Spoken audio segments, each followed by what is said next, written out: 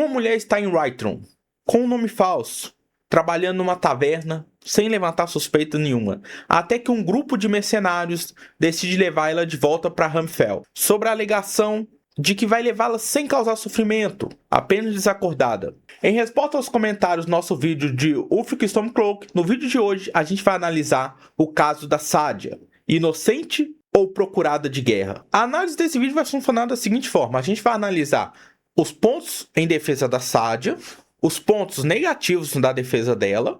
A gente vai analisar se mesmo se ela fosse culpada do que é alegado, se ela poderia ser tirada de Whiterun, e também a gente vai fazer uma comparação com o direito brasileiro, analisando se fosse uma pessoa nas mesmas situações, se ela poderia ou não ser levada do Brasil, ok? Bom, uma breve contextualização para vocês lembrarem da missão. Na missão da Sadia, a gente encontra ela na taverna de Whiterun, e ela alega que ela está sendo procurada porque ela foi contra o Altmer Domínio e fugiu de Hamfell após, manifestar sua posição contrária. Por outro lado, Kemato, o líder dessa milícia que veio buscar ela, alega que o nome dela é Ima e que, na verdade, ela é uma foragida de Hamfell porque ela traiu Hamfell, entregando de alguma forma a cidade para o Altmer Domínio. Lembrando que o Altmer Domínio são os High Elfs, né? E eles estão contra os demais povos que não são elfos puros. Então, todas as raças vêm sofrendo ataques dos elfos puros, inclusive Hamfell, a terra dos Redguards. Então, de um lado, a gente tem a Sadia alegando que ela é uma fugitiva, né? Digamos, uma fugitiva política. Do outro lado, a gente tem Kemato alegando que, na verdade, ela é uma traidora e por isso que ela deve ser levada para um julgamento em Hamfell. Bom, passando essa breve contextualização da missão, vamos agora analisar os pontos de cada um. Então, a partir de agora, a gente vai começar a analisar as defesas da Sadia. A gente vai analisar os pontos positivos, depois a gente faz os pontos negativos, ok? De ponto positivo, a gente tem que realmente ela é uma fugitiva. Isso aí, os dois, tanto a Sadia quanto o Kemato, alegam que ela está fugindo. E isso é um ponto positivo, porque a gente vai analisar daqui a pouco. Mas por quê? Tanto Kemato quanto Sadia alegam que o nome dela é falso, inclusive Kemato dizendo que o nome dela de verdade é Ima. E o fato dela ser fugitiva por si só já levanta uma dúvida. Se ela tá fugindo, é porque alguma coisa ela fez. O Kemato alega que ela fez um ato de traição. Só que ele não trouxe nenhuma prova disso. Por exemplo, Hamfell, se vocês não sabem, eles foram atacados pelo Altmer Domínio, mas eles conseguiram vencer. Ou seja, Hamfell atualmente não está sendo dominado pelo Altmer Domínio. Até Skyrim, tá? Então, isso significa que como a cidade foi reconquistada, né? Eles não deixaram o Altmer Domínio conquistar. Ele deveria ter, já que ele tá vindo atrás da Sadia, alguma carta de algum Jarl, algum superior, qualquer coisa. Ele não apresenta nada, ele não apresenta nenhuma prova, ele não apresenta nenhum documento oficial, só a palavra dele de que Sadia é uma fugitiva por ter traído Hamfell. E aqui a gente tem a contradição de que Hamfell não foi destruída pelo Altmer Domínio. Hamfell conseguiu expulsar o Altmer Domínio.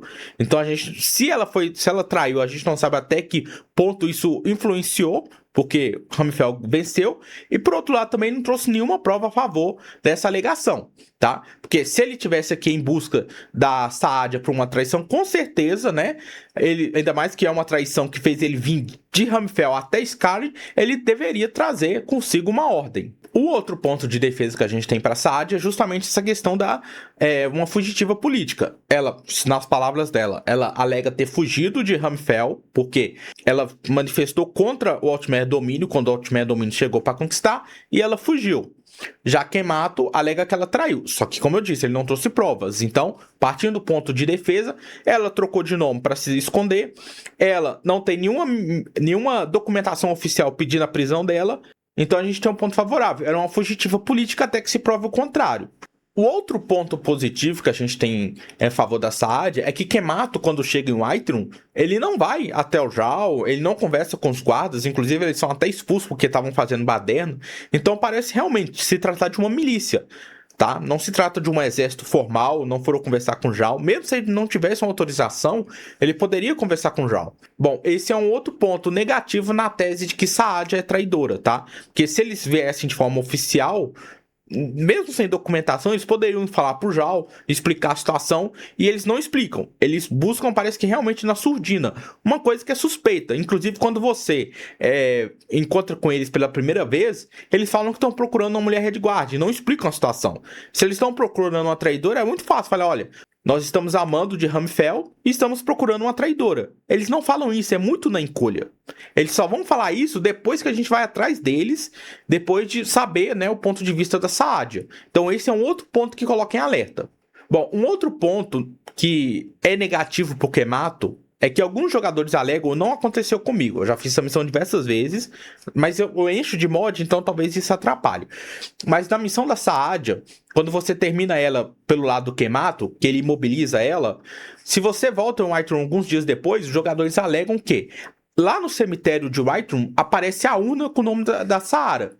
Então seria uma prova de que Kemoto mentiu e matou ela. Só que tem uma contradefesa. As pessoas alegam que qualquer NPC que desaparece da cidade, não só morto, se ele sair da cidade, desaparecer, aparece uma urna, né? Como se fosse uma forma do sistema do jogo limpar aquele NPC surgindo uma urna. Então, digamos que esse é um ponto negativo que pode induzir que ele matou a Saadia nessa missão. Só que agora a gente vai analisar os pontos contraditórios na defesa da Saadia, porque não é tão simples assim. Essa missão, na verdade, ela não tem uma resposta certa, a gente está apresentando os dois pontos aqui, e vamos agora para o ponto do Kemoto. O primeiro ponto que faz a história da Saadia ser um pouco duvidosa é que quando ela chega em Whiterun, ela não busca o Jarl em defesa. Lembrando que naquele período, Skyrim estava em uma situação difícil com o Outmer Domínio e com certeza qualquer nórdico iria oferecer proteção para ela se ela realmente tivesse lutado contra o Outmer Domínio em Hamfell. Então quando ela chegou em Skyrim, ela deveria ter buscado abrigo se ela era realmente contra os High Elves do Outmer Domínio, coisa que ela não fez. Então, esse é o primeiro ponto que a gente coloca em dúvida. Essa fala dela, que ela é uma fugitiva política, que ela quis se esconder e que ninguém iria ajudar ela, mas ela nem tentou, então a gente já coloca isso em alerta. Da mesma forma que do Kemoto é duvidoso ele não chegar com um pedido, uma ordem de prisão para ela, né?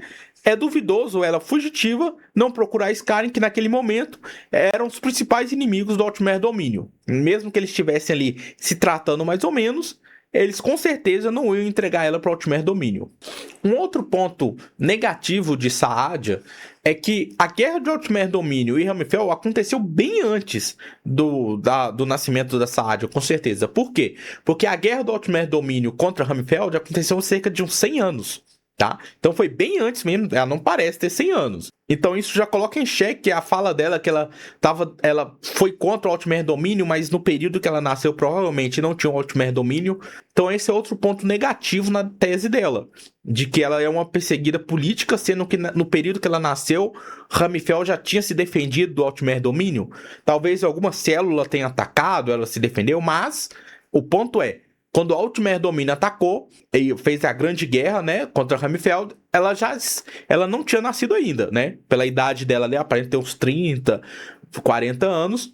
Na mesma pegada de um ponto negativo na argumentação dela, é justamente que Hamfell é independente, se livrou do Outmer Domínio. Então, por que Hamfell, os Redguards defendeu, iria mandar Redguards a mando do Outmer Domínio atrás dela? Esse é um outro ponto muito negativo na análise do caso dela. Porque se o próprio Hamfell é dos Redguards, por que eles iriam mandar Redguards em nome do Outmer Domínio? Não faz sentido nenhum se a gente analisa toda a cronologia. Lembrando que o Outmer Domínio, embora ele esteja ali em uma situação de conflito com o Skyrim, principalmente com os Stormcloaks, os membros do Outmer Domínio podem, né, visitar cidades, como a gente vê ao longo do jogo.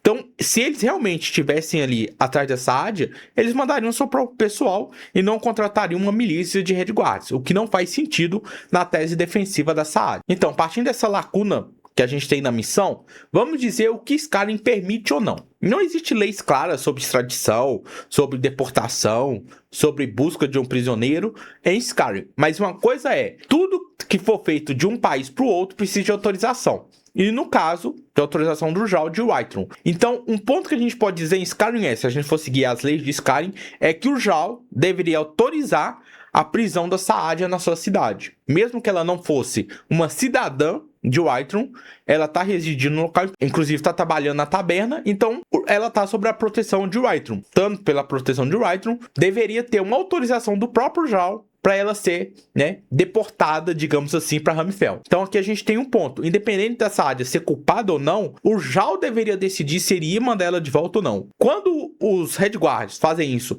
fora da autorização do Jarl, eles estão implicando contra a lei do próprio Jarl. De acordo com as leis de Skyrim, quem deveria decidir isso pela extradição ou não era o Jarl.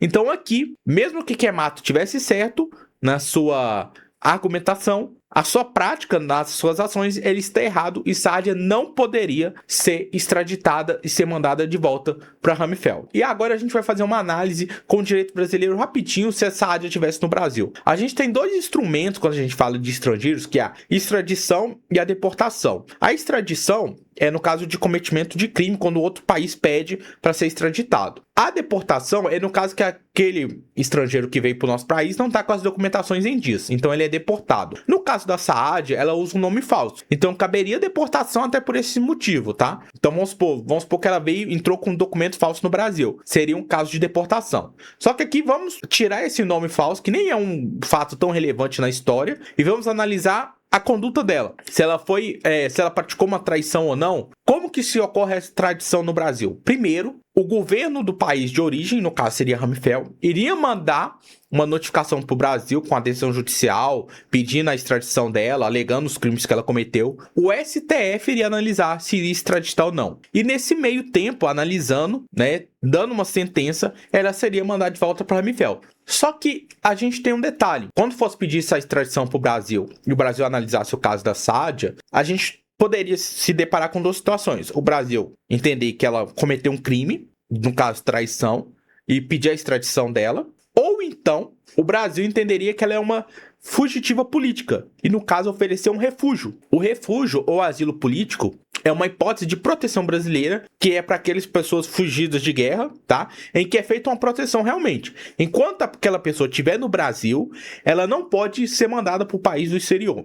Então ela recebe um tipo de proteção do próprio Estado brasileiro, que seria basicamente o que acontecia em Whiterun se o Jarl entendesse que não era o caso de mandar ela embora para Ramphel. Ele oferecia toda a proteção para ela, dos seus soldados, e protegeria a Saadia. E a gente tem um último caso, né, trazendo para o Brasil, que é o seguinte: mesmo se o Brasil entendesse que ela era criminosa, o Brasil não poderia mandar ela para o país de origem, no caso Ramphel, sem segurança de que a pena aplicada para ela existisse no Brasil. Como assim? Vamos supor que Ramphel pratica a pena de morte para os traidores de guerra. O Brasil é negado a pena de morte. Sendo assim, se caso o Brasil entendesse que ela cometeu um crime, tá, e mandasse ela para Ramphel, deveria ter a segurança de Ramphel de que eles não cometeriam a pena de morte contra a Saadia, porque o Brasil ele só pode extraditar para países que têm a mesma legislação, digamos assim, tá? Claro, tem algumas exceções, algumas questões políticas, mas vamos tratar de forma geral, tá? Então, se mesmo se a Saadia fosse considerada criminosa no Brasil, ela realmente cometeu a traição, só iria mandar para Ramphel se tivesse a garantia de que ela seria presa, mas que ela não sofreria a pena de morte. Então, o final que a gente tem tudo é, seja no Brasil, seja o Whiterun,